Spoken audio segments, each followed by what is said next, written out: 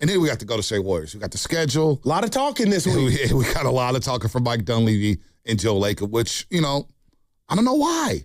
Why? I don't know why they talked. Well, I think I have a clue, and I'll just share it here real quick, B. People are upset, but when you look at the totality of what Lacob has built and taken this team to the heights of the heights, built a dynasty, a lot of people right now, we're in the microwave society. They forget that. Yeah. But when I go and just you and I get a margarita, pay for parking to go the Warrior experience, those prices are still the same. Yeah.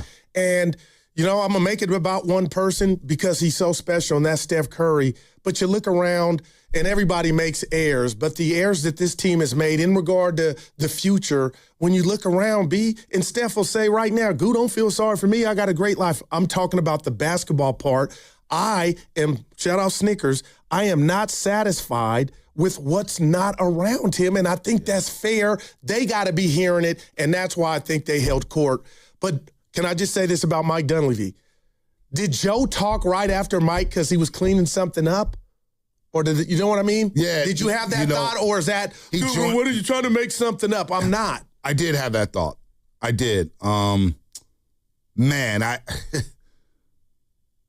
listening to Joe because it was the same morning the Lakers got bought out for $12 billion. Wow. So my man made $2 billion. He made $2 billion off it. Quick. What a life. Fans on it. Could you imagine what you do? Oh, my gosh. I think about that every day.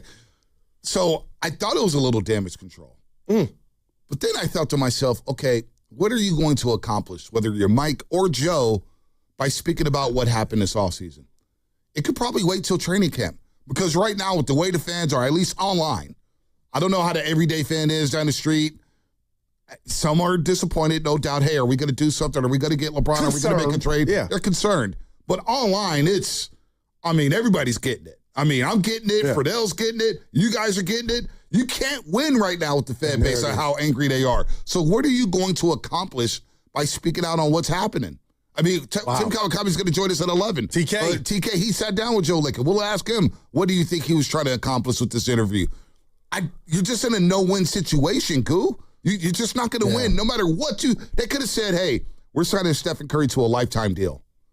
Joe Blow's still going to be mad saying, well, you're going to sign him to a lifetime deal. What you putting around him? Right. So I don't know so I did think, to your original point, Goo, it was a little damage control by Joe Lacob. Let me run this by you because Steiny kind of scoffed at it like he often does, my man. So I don't know why it didn't sit well with me when Mike Dunleavy said, hey, if the fans knew all the cold calls, and that hit me in the cardiac muscle because I'm a salesman.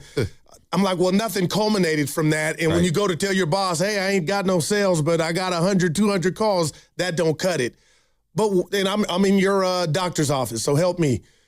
But then when I hear Joe Lacob say they were close on 2 deals, and they were 2 deals that had future draft capital, why did that? It made me feel better than Mike saying the cold calls. Is that fair?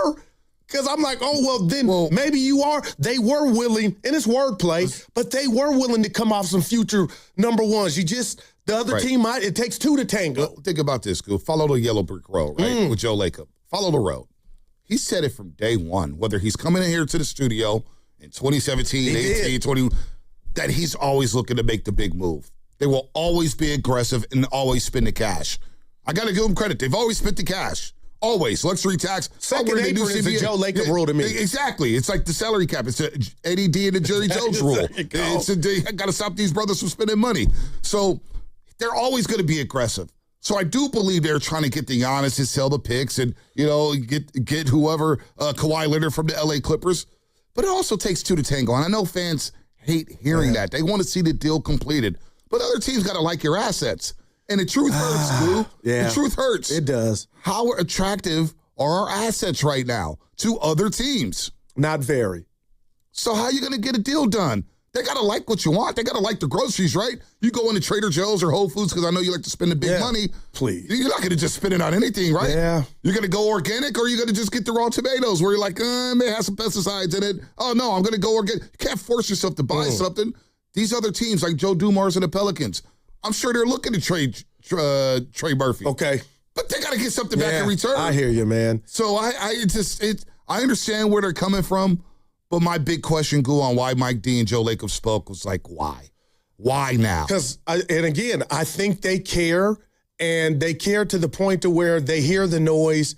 And I've been thinking about this, throughout the last couple of days, B. I lightweight respect it. They care so much, they felt like, and it might not have been the right thing to do. You might have been fighting a battle. I remember I text you, you were fighting on Twitter. Not fighting, they were coming for you. I'm like, don't go Durant on them. I'm telling them, and B, enjoy yourself. Yeah, but you can't win that. You know what I mean?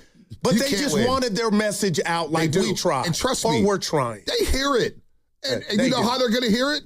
By looking at the seats next season and seeing if they're empty.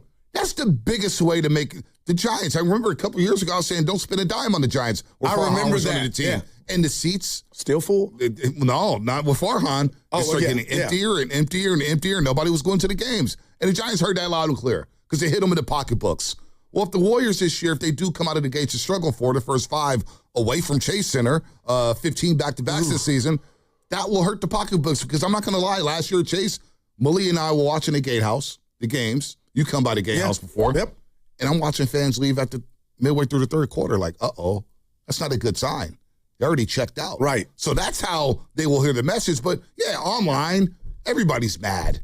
Everybody's mad. I mean, like you said, I was in Mexico deflecting stuff because people saying I'm on the payroll. I kind of understand where they're at right now, and that's the hard truth, Goo. Yeah, it is the hard truth, but I'll say this, and I feel like something's developing, and you tell me if I'm doing too much here. Okay, we are not Halle Berry or Beyonce in regard to the roster. Right. We don't even have a Paul George. Okay, so they tried. But, and then I'm fast forwarding. I don't like doing this. But when it comes to, I got that black NBA Amex card, and then they can't close a deal, then I think they'll be held to pay and pitchforks on, okay, now what's going on? We got bread. We got things we can do. But if we're not closing deals, then you look at, man, and I said this to Monty Poole, and he kept it real. He said, not a bad look, I'm paraphrasing. Why didn't I? It didn't sit well with me that Bob Myers was just affiliated with Philly, and I think had something, might not have been all the Equifax, all the credit, but the fact that was, he knows how to close. No, he does. But could he close here with what this roster was? I don't know. I don't know. But Mike Dunleavy, your at bat is coming up, man. Yeah, no doubt. If we get past this season, whatever it is, when we got the bread, now we got to close. You have to close. And Bob Myers going on that podcast with Rich Paul. Just off the top, this is how you talk to the girl. And look, we're not the pretty girl right now, Goo. We're not the pretty girl right now. Yeah. Anthony Simon said, I'd rather go to Philly. And this is before LeBron James. But I understand that. Rui Hachimura. I like him. Said, I'm good off going over there. I'm good off coming to the Bay Area. I'm going to stay down in SoCal. What did he re-sign with? He signed with the Clippers, I believe. So, I mean, we're not the pretty girl no more, Goo. And we got to get that through our heads that, you know what? We've been around the block a couple times. You know what I'm saying? We got an older roster. You don't know who's going to play on back-to-backs. How many players want to sign up for that? Knowing that, you know what? Right now, they're not a championship team. I think it's got to mean something if I'm coming to a city and I'm trying to win. But I got to give Willard some credit. A couple of weeks ago, he said, and you know Willard, we're all different. He said the Warriors could not do nothing.